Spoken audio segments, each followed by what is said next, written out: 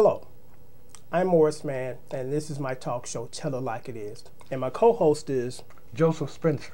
And today we're going to do I guess a sensitive topic. It's been in the news for the last couple of months. And that's, and that is gun control. And before we get into this, I just want to say this, that my heart goes out to anybody who has lost a loved one due to gun violence. I mean, it's just an unfortunate situation, and again, my heart goes out to those who have lost a loved one due to gun violence. And today we're going to discuss this topic, and our opinions, or at least I should say mine, because I can't speak for Joe, will be a little bit different from most people. And the reason being is, when someone is murdered regarding, gun violence, the first thing that, the community screams and the politician screams, we need tougher gun laws. And here is my take on that, and then I'm going to turn it over to Joe.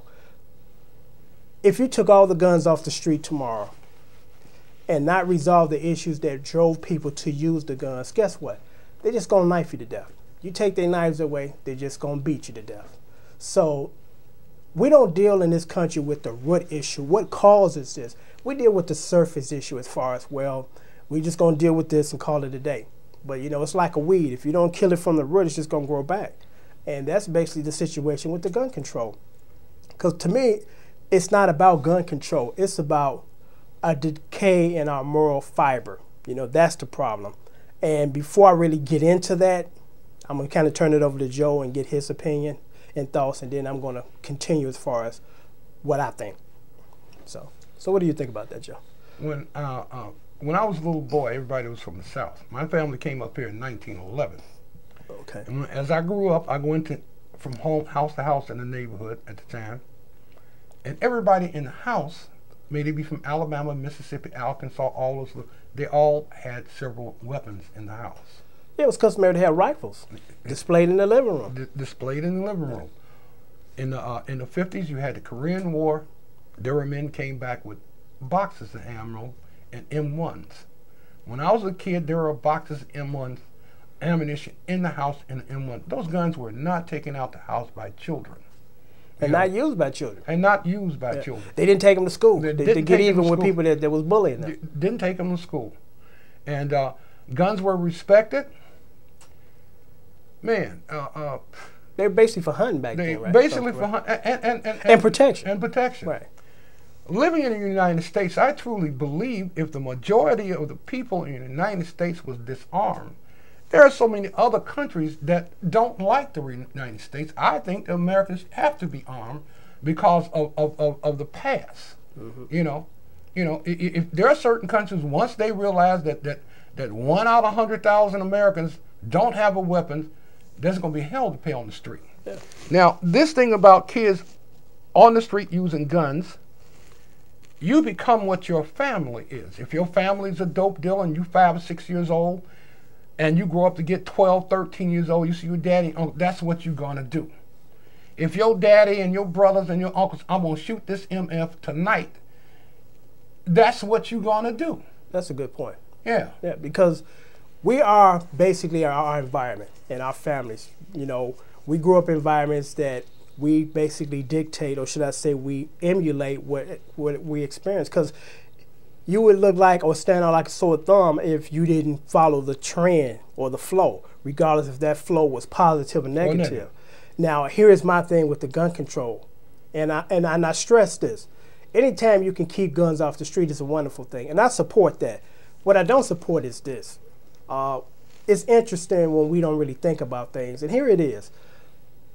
Criminals do not go to the gun store and get their guns. No. They get them illegally. So regardless of what you do legally, they still going to continue to do what they do illegally. So you might close off a small portion of, a situation, and that's fun, wonderful. If you could save just one life as a result of these new laws, I'm all for it. But we're spinning our wheels and we're not going anywhere. Because, again, here is my take. As far as gun control, we have a tendency in this country to deal with the surface issue and not the root issue. If you took all the guns off the street tomorrow, they just knife you to death. You take the knives away, they just beat you to death. So what you've just basically done was taking a weaponry of choice away, but you haven't solved the problem. And here is one of the problems, and a lot of people are going to get mad at me, but this show is about what we do. We tell it like it is. Here is the problem. We got too many freedoms in this country that allow us to do some reckless things, and as a result of that, innocent people get caught in the crossfire. And I'm going to say this. When I was growing up and when Joe was growing up, most likely our dads married our moms before we were born, okay? Now you got these teenagers having kids in their parents' house where they still getting taken care of. And that child they taking care of is in 17 years from now going to be the next guy out there shooting people. Right. Now, I'm not saying everybody that has that scenario that's going to happen, but over 80% of the young men that commit crimes, daddy wasn't in the house, daddy wasn't married to mama, you know, they see these guys coming in and out of their house, dating mama, you know, so that's the problem. You know, and if we can go back to the way that it used to be, that two people fell in love, got married, and had children, it'd be wonderful. Now, I know we can't turn the hands of time back, but we can try to instill and literally enforce a good way of living like we used to. That's the problem. It ain't the guns, okay? Because, again, if you take the guns away, they're just going to knife you to death.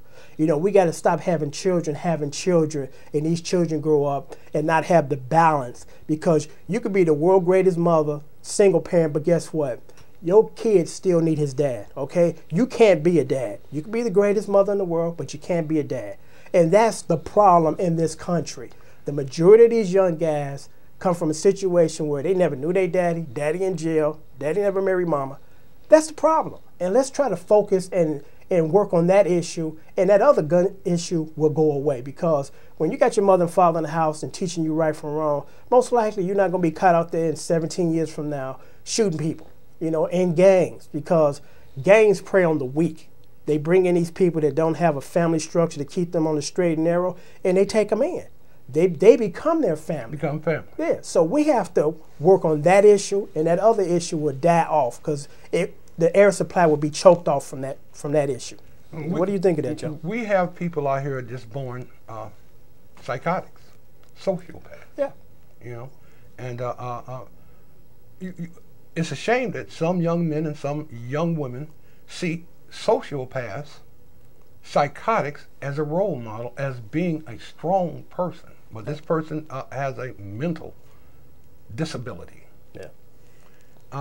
We've been brought up on film, violence in the film, violence in the home. Yeah. You know, spare the rod, spoil the child. I know that when my parents whooped me, it made me violent. You know. Mm-hmm.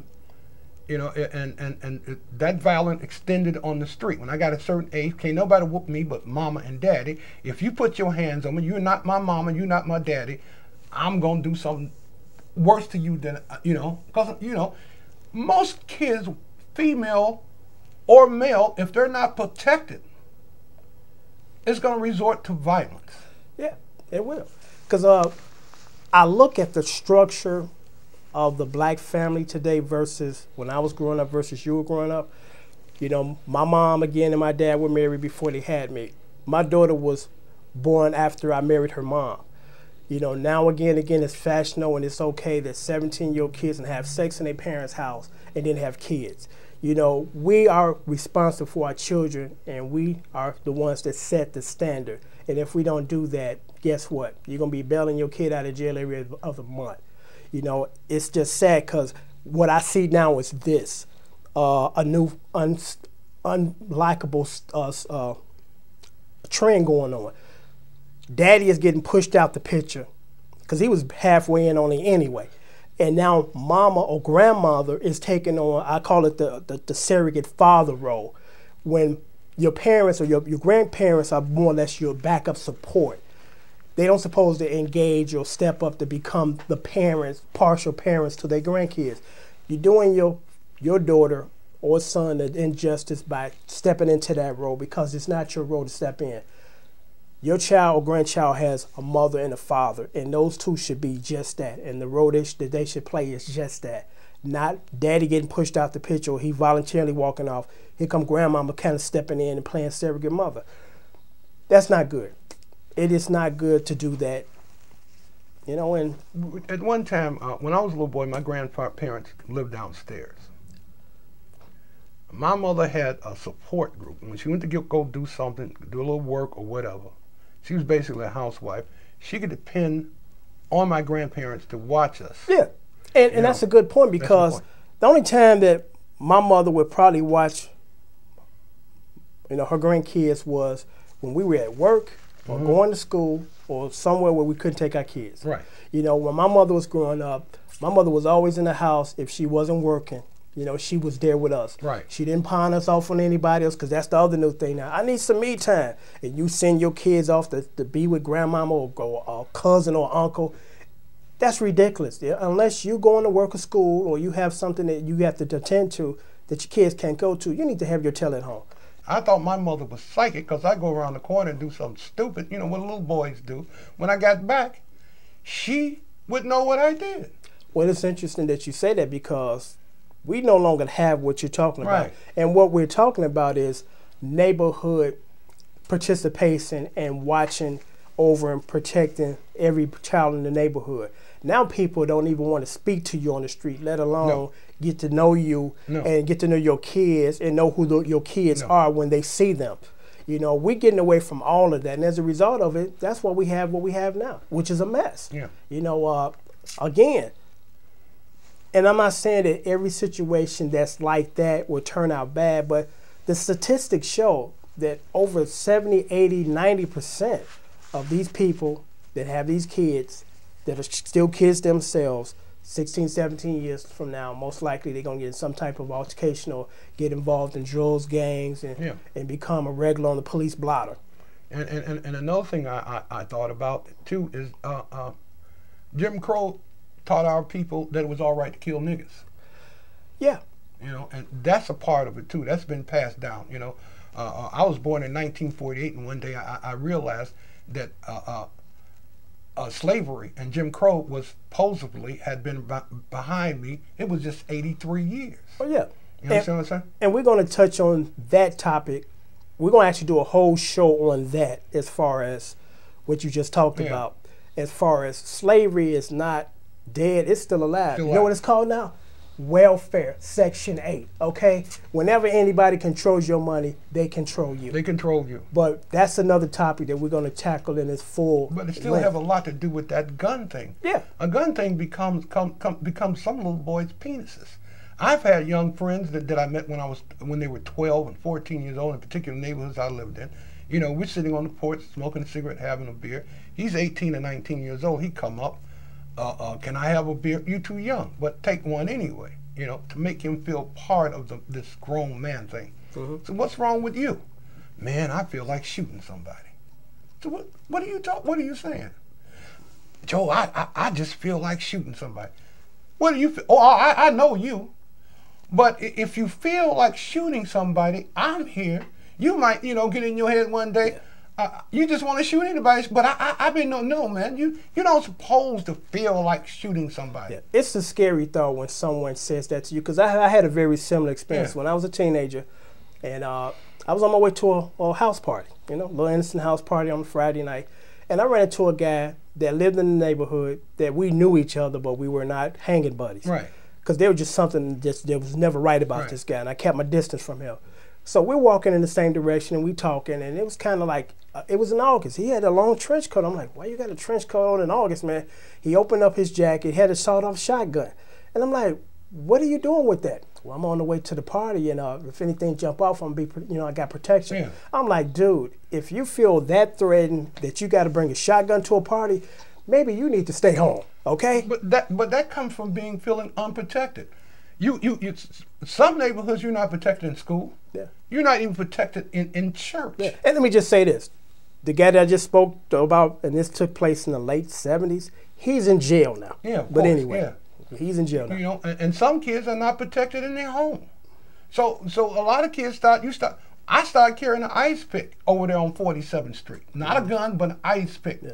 Because I was getting my ass whooped in school, getting my ass whooped at church, getting my ass whooped at home, and you couldn't walk down the street. Right, and you did it for protection. Not to make anybody a victim. A bit right. Which is a little different, and sometimes, I don't agree or disagree with it, but You got to protect yourself and you got to survive. Right. I never use it on anybody, but Right. but there are certain people. If you didn't have some kind of armament on you, I would, you know, with my eye. Oh, you know. Yeah, got to get them off you. Get them off of you. Yeah, because if not, you know, you'll be You running just- home every day. Every day. Getting robbed, getting beat up. Getting robbed, getting beat up. Yeah. Poor family. You know, got some all-stars on my feet. If they were brand new, they've been taken by 8, 9 dudes. And some of these people were in their late teens or early 20s. Mm-hmm. So if you're 12, 13 years old and you have 4 or 5 dudes that's in their late teens and early 20s want to take your draws, what are you going to do? Yeah, you got to protect yourself. You know, Which again is totally different from I'm going out there with a gun to deliberately rob somebody, scare somebody, hurt somebody. And again, until we start to focus and work on the issue at hand, all the gun control laws in the world is not going to do nothing. not any good at all. You know, it just makes me kind of angry that everybody doesn't see the light. You know, we ratting on this everybody else consensus that this is what we should do, when what we should do is take back our kids and let them be kids and be the parents we need to be. There was no way that my mother was going to allow me to have sex in her house. Not at all. You know, until I became an older man or older person to go out and get my own place and do my own thing, that's when that took place. Not laying up there when my mother at work screwing, you know? Or you snuck and did it. Yeah. Now, I had sex at my mother's house, Yeah. but she was downtown, and it really wasn't. It was in the basement or in the garage, you know? I want to say something else. My first drive-by, I must have been 12 or 13 years old. His name was Richard Ridley, 47th and Princeton. At the bus stop, he got taken out. 50 million years later, I hadn't mentioned this story, and a friend of mine, he's a street person, I said, I can't understand what. He said, Joseph, that wasn't a gang initiation. And I never thought about that. I said, man, you mean to tell somebody had to be in the game? They saw your friend standing on the corner. Yeah. If he was by himself, they did a drive-by and popped him. Yeah. That initiation, that's insane. Yeah. Why bring this suffering down on your own people? Well, I guess one of the answers to that question, there's many answers to that question, is a lot of people that do that kind of stuff never venture out in their own neighborhood. I used to work downtown for many years, and there were people that lived like walking distance from downtown that never been downtown. Oh, man, I forgot about that. You know, the projects, 29th and State. Those people were like living back in the 70s. They never went downtown, and they had no reason because they had no money. But, you know, again, if we look at the statistics, it basically points to the majority of these people, young people that are doing this, don't have a stable family structure. So let's work on that. You know, again, it'll choke off the life of the guns and the killing of the violence by the guns if we do that. But we're too busy showboating and doing this thing about the gun control. You know, it's a hot button topic, so let's pounce on it. And when it's the smoke clears, we haven't done nothing. But, you know, do this. Stricter gun laws will make it just more difficult for the law-abiding citizen to get a gun. Because now they're trying to implement a stiffer penalty if you don't report your gun stolen or lost. First of all, most people that get their gun stolen, they're going to report it. Right. And then they said that they were illegal. Right. Then they said they was going to give a stiffer penalty if you give your gun to somebody to commit a crime. Who's going to do that? You know, who's going to give their registered gun in their name to a criminal? It's absurd. It's ridiculous. And again, that's not the problem. The problem is too many young folks having kids that they can't take care of and they grow up to be crazy. Oh, wow. Yeah. That's the problem. I agree with you. But what about, I'll be 65. What about the guys and the females in my neighborhood who didn't have fathers, who became doctors and lawyers? Yeah, and police it's a small percentage, but I mean, like I said, it still happens. And like I said, and I stress this, every situation that's like that is not going to turn out that way. I'm saying the majority of those situations turn out that way. So I just want to make that clear that I'm not saying that every young guy that didn't have a father around going to be a criminal. No, I'm just saying that the majority of these people in a situation resort to violence and when they get older. That's what I'm talking about. That's what I'm trying to, you know, express. Man, it really bothers me that I'm going to die and still see our people murdering each other. It's not going to change until that changes. So this is going to conclude another segment of Tell It Like It Is. I am your host, Morrisman, my co-host. And I'm Joseph Spencer, and I'm angry as hell. And until next time, take care and keep thinking.